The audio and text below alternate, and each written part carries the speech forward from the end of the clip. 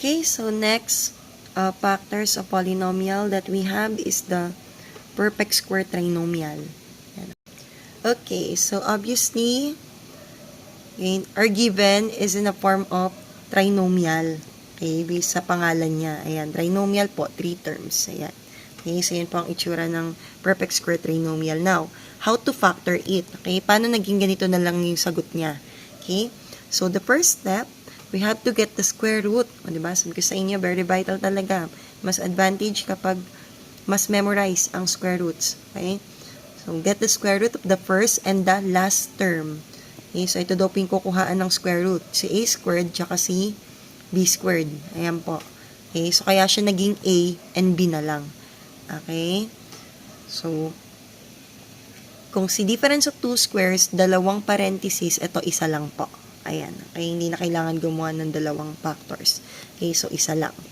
Okay, so square root ni first and ni last term ang kukuhaan ng square root. Okay, that's for the first step. Okay, next. Step 2, use the sign of the middle term. Ayan. Ano din yung gitna? Ano din yung sign na nasa gitna? Ayan. Okay. If the sign is positive, yun yung gagawin mong sign sa factored form mo. And if it is negative, ganun din yung sign ng factored form mo. Okay. It depends on the sign of the middle term. Okay. And lastly, kunwari, nakuha mo na yung square root ni first and last term. Nakuha mo na rin yung sign ng middle term. Okay, don't forget to raise the binomial obtained in step 2 to the second power. Ayan po, don't forget na erase po siya sa 2. Okay? Ayan po, ayan yung naka-raise sa 2. Ayan po. Okay? So, let's have an example. Okay, so let's try to factor the perfect square trinomial. Okay, so dito muna tayo kay x squared plus 18x plus 81. Okay, so first step, we have to get the square root of the first and the last term. Yan. Okay, so isang parenthesis na po ang gagawin. Okay, so square root ni x squared, that's x. Square root ni 81. Okay, ano kaya yung number na kapag minultiply sa sarili lalabas sa 81? Okay, so the answer is 9. Okay, now, for the second step, we have to get the sign of the middle term. Okay, so ang sign ni middle term is plus. So, ang magiging sign natin sa factored form is also plus. Okay, and last step, don't forget to squared. Okay, to squared our answer. Okay, and that's it. Ayan.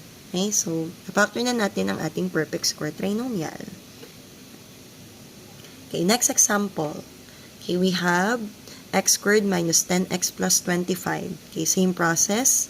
Okay, gawa na ng parentheses. Okay, and then get the square root of the first and the last term. So, square root na x squared, that's x. Square root ni 25 is 5. Yan, because 5 times 5 is 25. Okay, and then, get the sign of the middle term. Okay, so, we use minus. Okay, and squared.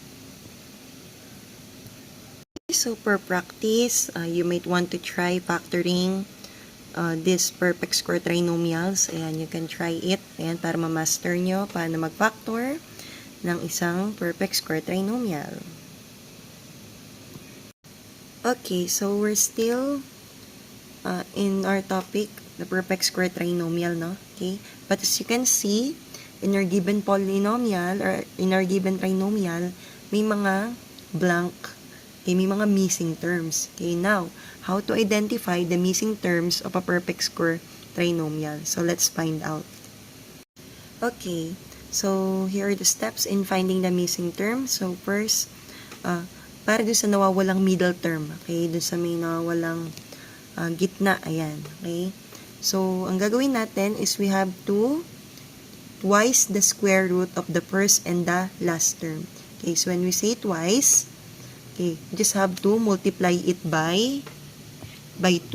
Ayan, okay, times 2. Okay, ita times lang daw sa 2, yung square root ni first tsaka ni last term. Okay, so let's try.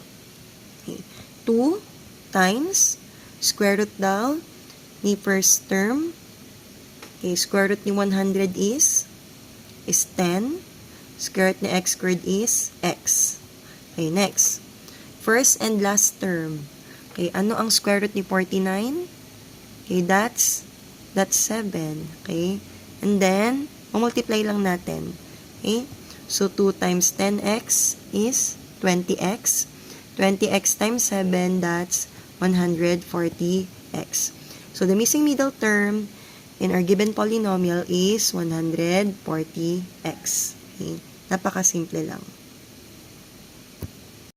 Okay, let's have another example, okay, of missing middle term. Okay, so we have 4x squared plus blank plus 9. Yan, okay? So, same process. Okay, automatic, 2 times. Okay, 2 times the square root ni first tsaka ni last term. Okay, so square root ni 4, that's 2. Square root ni x squared is x. Okay, and square root ni 9 is 3. Okay, then multiply lang natin. 2 times 2x is 4x, and 4x times 3 is 12x. Okay, so that's the missing middle term. Okay, so if you want to try to master it, ayan, you may pause this video and try to answer on your own. Ayan. Okay? Okay, so this time, we're looking for the missing first and last term. Ayan. So, the steps here are kind of bit confusing, okay, compared to middle term. Kasi si middle term, times 2 mo lang yung square root ni first tsaka ni last term, no? So, ito, medyo mabusisi yung steps niya, no? Pero, kaya natin to. Okay? So, let's follow the steps. Okay, so first one, we have to get the square root of the first or the last term. Okay? So, if nawawala yung last term, yan, katulad nitong example natin dito sa gilid, yan, nawawala yung last term natin. Okay, so, ang kukuhaan natin na square root is itong first term. Okay? Or if nawawala naman tong unahan, si first term, makahanapan mo na square root is si last term. Okay? Vice versa lang siya. Okay? So, get the square root. Okay, so the square root of 25x squared is 5x. Ayan. Okay, lagyan na natin. Okay, now, step 2, we have to twice the square root. When you say twice, we just have to multiply by 2. Yung nakuha nating square root. So, 5x times 2 is 10x. Okay, now, for step 3, we have to divide the middle term on the product of step 2. Okay, so, yung middle term natin na 40x, okay, i-divide natin kay 10x. Okay, so, like just how we divide a monomial. Okay, so 40 divided by 10, that's 4. Okay, and x divided by x, of course, that's cancel na. Okay, so sagot natin is 4. Okay, now, okay, for the last step, square the quotient of the step 3. So, ang quotient natin dito is ito, hinakuha natin nung nag-divide tayo. Okay, so square lang daw natin si 4. When we square 4, that will become 4 times 4, and 4 times 4 is 16. Okay, so, our missing last term here in our polynomial is 16. Okay, let's have another example. Okay, this time, we're looking for the missing first term.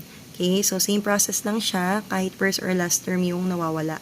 Okay, so first step, get the square root of the last term na. Ayan, okay, vice versa nga tayo. Kung ano yung nawawala, okay, yung kabila yung hahanapan mo ng square root. Okay, so the square root of 49 is 7. Okay, next, step 2, twice the square root, so we just have to multiply yung square root natin ng 2. Okay, so 7 times 2 is 14.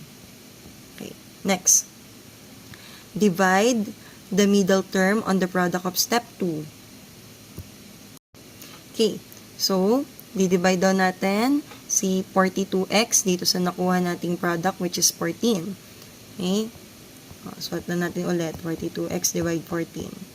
42 divided by 14, that's 3. Okay, and then, what will happen to the x? Okay, ayan, may x tayo na natira. Okay, wala namang x na i-divide. So, we just have to copy. Ayan, okay, kakopy lang po natin. Okay, now, last step, after getting the quotient, we have to square. I-erase lang po natin sa 2. So, paano natin i-erase to sa 2? 3 squared, that will become 3 times 3, that's 9. Okay, and x raised to 2, that's x squared.